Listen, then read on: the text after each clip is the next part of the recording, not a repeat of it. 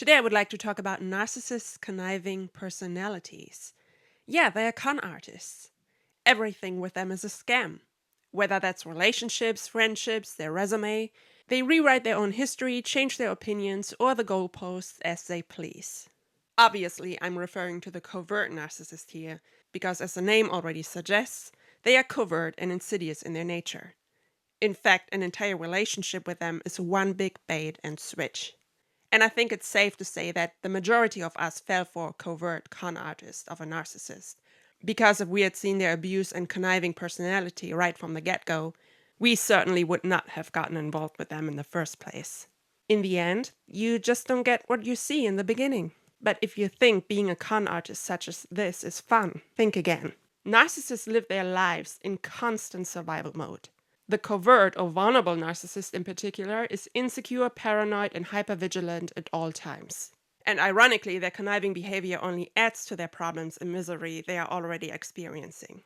Obviously, con artists are only street smart, but don't have a lot of wisdom, as they live making the same old mistakes on repeat. Or as Albert Einstein used to say, the definition of insanity is doing the same thing over and over and expecting different results. Their fear to be seen for who they truly are, a criminal, shameful, empty shell of a person without an authentic self, has turned them into scheming control freaks.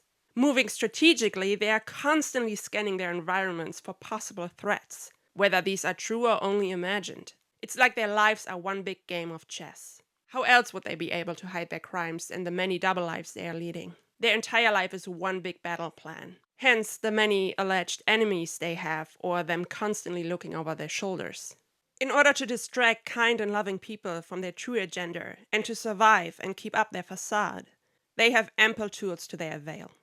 Manipulation, gaslighting, pathological lying, stealing, cheating, sometimes even murder in the first degree. And even then, they will always be the victim. When you get to know the narcissist, you are not meeting a real person. Their unpredictable personality is literally talked about in the word personality disorder itself. They are disordered, chameleons who only mirror their targets to appear like a stable and relatable human being. It's all an act, a fake, a phony. That includes changing their outer appearance to the point they become unrecognizable.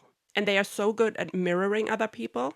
This particular skill makes them some of the best salesmen out there. Narcissists can literally sell you sand in the desert. You will find a lot of them at used car dealerships, selling you a piece of crap that breaks down underneath you as soon as you exit the lot. Sorry, no return. I once wanted to sell my car to a dealership, and they told me they weren't interested because my expectations were too high. It was a great car, but we couldn't meet in the middle. They merely offered me $1,200, but it was worth at least twice as much, if not more. A few hours later, I received a phone call from one of their shady salesmen, telling me they were still interested in my car. I said, okay, how much? Once again, they offered me $1,200. They truly thought I was a desperate idiot. As if their sudden obsession with my car and literally running after me after so many hours didn't tell me there was more in it for me. Or for them, obviously. Anyways, I digress. The narcissist puts his best foot forward at first. If you met online, he may have even manipulated his profile to mirror yours, to match your interests by pretending you have so much in common. That was his first lie before he has even said hello. Remember, narcissists don't want to have anything in common with anybody else. Sure, they want to be like you and they want what you have, but being as competitive as they are, it means you ultimately have to be destroyed because there can only ever be one like them. They truly think they are that unique. Or as my ex once said to me in his psychopathic, monotonous voice, I don't fit in their mold. Their goal is to obtain narcissistic supply in whichever shape or form that is. This could be attention, validation, money, food, housing, sex, or personal and professional connections you have to other people. And like bank robbers, they like the thrill of conning people. They are addicted to the adrenaline and dopamine rush it provides. All of their relationships are like a heist. And sometimes these thieves are in and out of a relationship before you even notice something is missing. That means before the mask drops, or before you even realize that your entire resources or identity have been eroded after all the abuse you've endured. They leave you high and dry. And should you have woken up to their ruse at any point, They went back to love bombing to start the same cycle all over again and distract you from the truth. At times, these con artists even commit real fraud and identity theft in form of copying your profiles or your IDs. Many of them have fake catfish profiles on these dating apps, fooling men and women alike by trauma bonding them into a virtual relationship on the internet. That way, they get resources out of them without ever having met in person. It's future faking that comes in handy for them to keep their victims hooked and always hoping for more. Rest assured, you're not the only person they are doing it to at that time. For some of them, catfishing and conning people is a business. It's their entitlement that makes them think taking from others with nothing in return is okay. And their excuse for their conniving actions is that, well, everybody's doing it, so why shouldn't they? I remember how my ex-boyfriend used this exact same explanation when he told me he had hacked into his neighbor's internet connection and got his Wi-Fi for free. I've always been amazed how tech-savvy they are. They know about computer hacking, encrypted messaging, creating a variety of fake online profiles, or installing hidden apps to track and spy on other people. Like I said before, they're control freaks and will find whatever ways and methods to not only get what they want, but also to hide what they need to hide. And speaking of stealing from their neighbors, they may even take over your entire house and material possessions. Even worse, if you sign anything for them in your name, like a mortgage or a rental contract, because most likely their credit score doesn't qualify them to do so. Not too long ago, I left a beautiful apartment I had been in for almost 8 years after my landlady's narcissistic boyfriend had moved in upstairs. I used to have a brilliant relationship with my landlady until he came along. It was clear as day to me how he quickly manipulated her to control her space and possessions. Another thing they do is to isolate you from your family, friends, and support system, which may even include manipulating your family's will to gain access to your inheritance. You'll be left with nothing when the narcissist is done with you.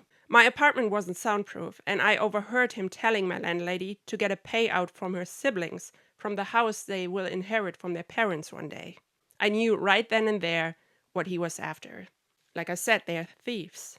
As I kept complaining about the constant noise coming from him upstairs, which he had most likely done on purpose to push me out of the apartment and isolate my landlady even further, I overheard them scheming over their options to get me out of the house, because I also had rights as a tenant. And I'd never done anything wrong that would justify their claims. Quite the opposite. I made them aware of damages around the house and even renovated my own apartment at my own expense. And they knew it. I couldn't trust my ears when I heard all of this nonsense. Then again, knowing that he was a narcissist and a master manipulator, I actually could. At some point, he was even bragging how he was manipulating people at his workplace. And speaking of them being such schemers, one of the reasons they have so many difficulties with other people is because instead of having a simple adult conversation with someone to resolve a problem, they rather scheme their way around the issue, thinking everybody's out to get them. They are just not able to act responsibly or to take accountability. Like I said, they are paranoid and immature that way. Their lives could be so much easier indeed if they would only focus on improving their communication and problem-solving skills, instead of finding new ways to be more conniving than they already are. What I would have expected my landlady to do is to simply come downstairs and tell me they have other plans for the apartment and if I would be able to find something else. As simple as that. But they don't think that way. There's simply no winning with a con artist who has mastered the art of conniving people. Especially when their own survival depends on it, they're capable of just doing anything. They switch up the rules of their games as they go. They think they are larger than life or above God even, and will get away with it. The narcissist is always the hero in a story. Famous and larger than life, like Robin Hood, the prince of thieves. Nothing he ever does is his fault. It were the outer circumstances, his difficult past, or other people, the system, if you will, that made him do it. But the older the narcissist gets, the more complicated his web of lies and intrigue gets. It will all come crushing down on him. If you find yourself in this situation and are feeling confused, write down and document everything they say or do. I did that myself, and that should have been a major red flag to me. How exhausting it was to always keep track of every little shady thing he did, and hide that list in the back of my car that was getting longer and longer with each day. As always, trust your instincts and your intuition. No matter how good they are at hiding things, if something feels off, it most likely is. Thank you very much for listening. Stay safe and have a great day.